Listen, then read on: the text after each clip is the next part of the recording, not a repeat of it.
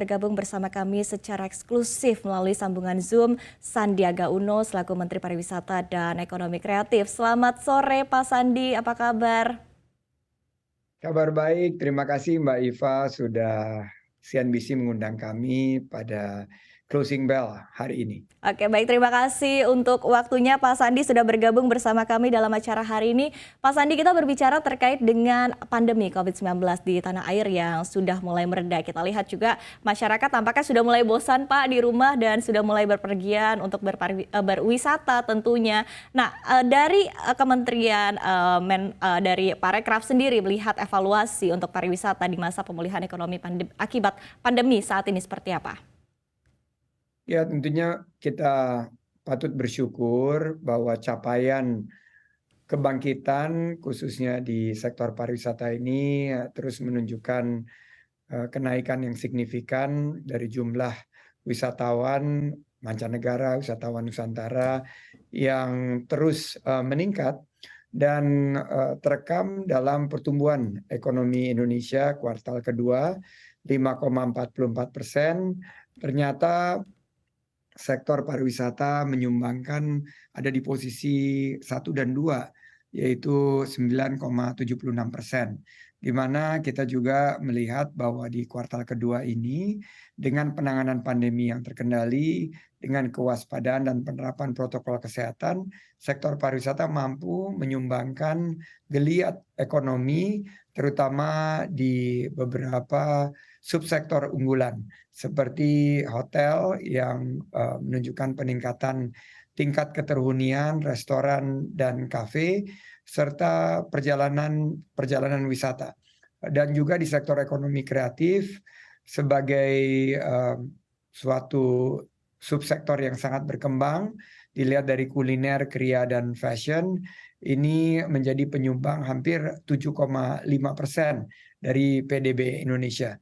Jadi kami sangat optimis jika kita terus waspada dalam menghadapi ketidakpastian dan terus menyiapkan strategi dan kebijakan yang tepat sasaran, tepat manfaat dan tepat waktu, maka target pencapaian 1,1 juta lapangan kerja baru di Indonesia di tahun 2022 ini dapat tercapai.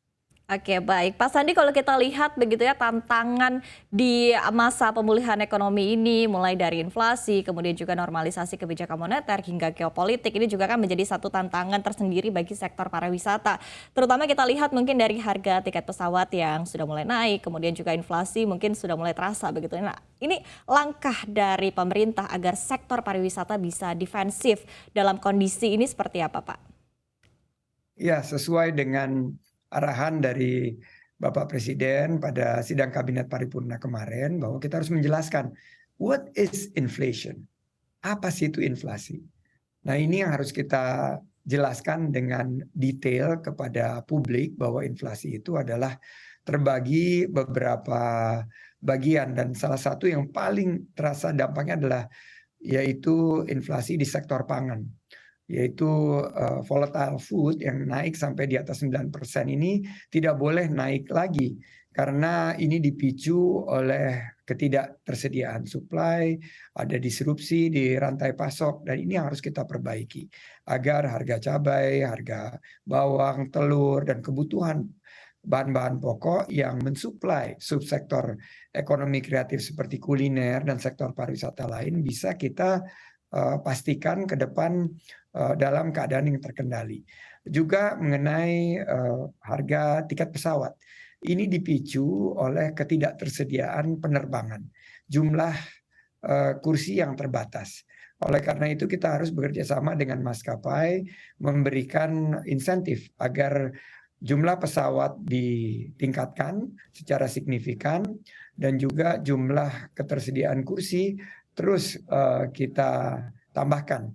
Nah, ini adalah peran dari tata kelola yang inklusif dan berkelanjutan, di mana resiliensi atau ketangguhan itu melalui program-program yang tepat kita hadirkan bekerja sama dengan sektor dunia usaha sehingga dampak tingginya harga tiket ini bisa di kuartal ketiga dan kuartal keempat tahun ini bisa lebih dimoderasi. Nah, kami terus bergerak dengan cepat. Kami berbicara dengan maskapai penerbangan, kita undang, kita tanya apa yang diperlukan, langkah-langkah apa yang bisa didorong, mungkin Garuda percepat restrukturisasinya, untuk grup-grup lainnya, bagaimana kita juga bisa segera merealisasikan penambahan jumlah pesawat agar layanan kepada destinasi-destinasi wisata unggulan segera kita siapkan sebelum masa liburan di akhir tahun 2022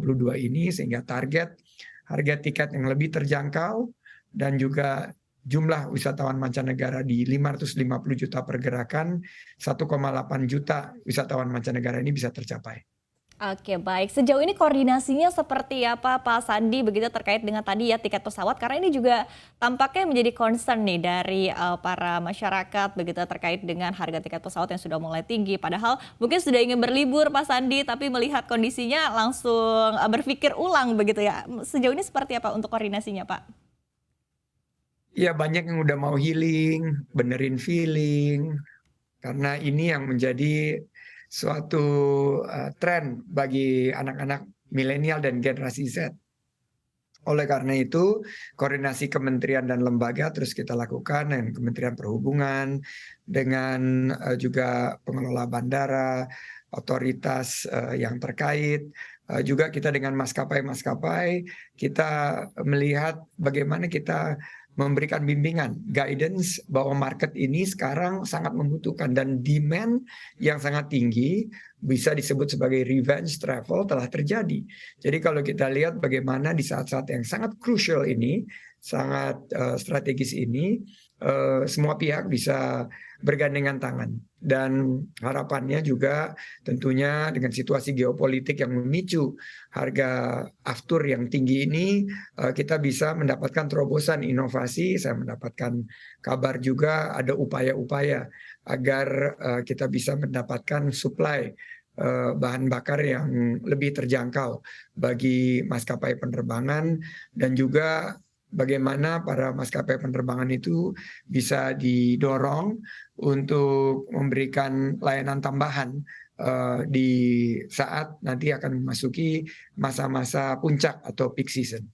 Oke, baik. Ditunggu tentunya Pak terobosannya begitu terkait tadi ya untuk solusi permasalahan harga tiket pesawat ini. Namun kita kembali lagi mungkin ke tadi ya sektor ekonomi kreatif begitu, tadi disebutkan juga ada 3 sektor yang berkontribusi kepada produk domestik bruto, yaitu ada kuliner, fashion dan juga kriya. Tapi kalau kita berbicara mungkin terkait dengan ekonomi berkelanjutan ini juga kan menjadi salah satu jalan agar ekonomi Indonesia bisa lebih resilient lagi terhadap tantangan dan juga lebih dinamis. Nah, seperti apa konsep ekonomi berkelanjutan di sektor kreatif dan juga pariwisata, Pak Sandi? Salah satu yang menjadi tren terkini adalah ekoturism. Dan ekoturism ini dekat dengan pariwisata berkualitas dan berkelanjutan. Ini benar-benar menjadi daya tarik Indonesia karena kita punya nature dan culture, kita punya alam dan budaya.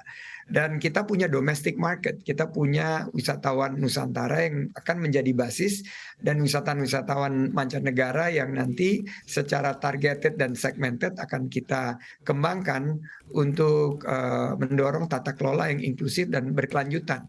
Fokusnya pelestarian alam, sosial ekonomi dan budaya, dan mulai dari waste management, water management, sampai penerapan energi terbarukan di destinasi wisata. Seperti di Bali kita akan dorong penggunaan kendaraan listrik, baik motor maupun mobil, dan di G20 kita akan tampilkan ke dunia.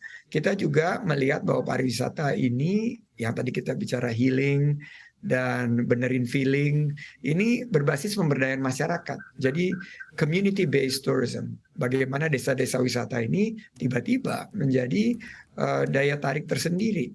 Yang dijual apa? Kearifan lokal. Yang dijual apa? Kehidupan masyarakat desa sehari-hari. Ini yang sangat menarik karena ternyata di era digitalisasi ini dengan posting yang mungkin bisa dikemas secara fantastic, epic, majestic, ternyata promosi digital marketing sangat mempengaruhi, dan pengurangan jejak karbon seperti carbon footprint calculator yang kami sediakan, maupun juga kegiatan menanam pohon mangrove ini menjadi salah satu juga potensi dari pariwisata yang kita bisa kembangkan secara digital dan juga berkelanjutan. Kami yakin dengan konsep ini tahun 2024 target kita menciptakan 4,4 juta lapangan kerja baru bisa terrealisasikan. Oke, baik Pak Sandi, ini menarik sekali kalau kita bedah lebih lanjut begitu terkait dengan tadi pernyataan Anda terkait dengan ekoturism, kemudian juga community based tourism, dan berbicara tentang pariwisata berkelanjutan, tentu tadi ya aspek-aspek lingkungan, kemudian juga ekonomi masyarakat sekitar, ini kan juga perlu diperhitungkan. Namun yang kerap terjadi baru-baru ini Pak Sandi, ini mungkin ada beberapa lokasi wisata yang bisa kita katakan over tourism begitu Pak, sehingga akhirnya justru yang terjadi adalah berpotensi untuk merusak lingkungan sekitar dan juga meresahkan begitu ya masyarakat sekitar begitu. Nah, Anda sendiri melihat solusi untuk terkait dengan hal ini, apalagi ini juga kan sudah menjadi suatu concern begitu ya Pak untuk pariwisata dunia terkait dengan overtourism ini seperti apa? Ya, overtourism dapat kita lihat di beberapa destinasi. Seperti sebelum pandemi, boleh dikatakan Bali itu sempat dikategorikan sebagai overtourism dengan 6 juta kunjungan, tapi ternyata sebetulnya 6 juta itu kalau kita lakukan penataan agar 6 juta itu tidak menumpuk semuanya di Bali Selatan, tapi kita kembangkan juga Bali Barat, Bali Utara, Bali Timur, ini akan mendistribusikan beban ekosistem dari sistem kepariwisataan dan ekonomi kreatif kita. Taman Nasional Komodo ini yang kemarin sempat menjadi buah bibir viral sebelum akhirnya Bapak Presiden memberikan suatu arahan agar upaya konservasi dan upaya pemanfaatan ekonomi untuk kesejahteraan rakyat ini bisa dilakukan secara beriringan. Tapi upaya konservasi, keberlanjutan lingkungan, pariwisata yang berkualitas ini menjadi fokus. Apa pariwisata berkualitas itu? Dua yang menjadi fokus utama. Pertama adalah bagaimana memanjangkan lama tinggal dari wisatawan. Jadi wisatawan yang datang itu biasanya 2-3 hari bisa menjadi 4-5 hari. Yang kedua, bagaimana dengan COVID yang mengubah paradigma, kunjungan wisatawan yang frekuensinya lebih turun ini bisa kita sandingkan dengan quality spending, yaitu belanja yang berkualitas. Apa itu belanja yang berkualitas? Yaitu belanja yang memberikan dampak terhadap ekonomi lokal, membuka peluang usaha bagi pelaku UMKM ekonomi kreatif dan pariwisata, dan membuka lapangan kerja bagi masyarakat setempat. Ini yang sekarang kita lakukan. Terakhir, Bapak Presiden juga mendorong investasi di sektor pariwisata, tapi yang sustainable. Jadi kita bicara mengenai sustainable tourism yang konsepnya adalah sustainable destination, sustainable certifications, sustainable industry, sampai juga sustainable management. Jadi dengan ini bahwa kita bertumbuh tapi tidak mengganggu keberlanjutan atau aspek daripada ekologi itu sendiri. Jadi ini yang kita pastikan arahan dari pemerintah ke depan bahwa pariwisata itu harus berkualitas dan berkelanjutan. Oke, ini menarik Pak untuk kita bahas lebih dalam lagi terkait dengan sustainable tourism. Tapi bagaimana di satu sisi juga mungkin Pak Sandi tidak terlalu mahal begitu ya, karena mungkin tadi ada market domestik juga yang perlu dipertimbangkan tentunya. Tapi kita akan jeda terlebih dahulu Pak Sandi, dan jangan kemana-mana pemirsa, tetaplah bersama kami di Economic Update Closing Bell.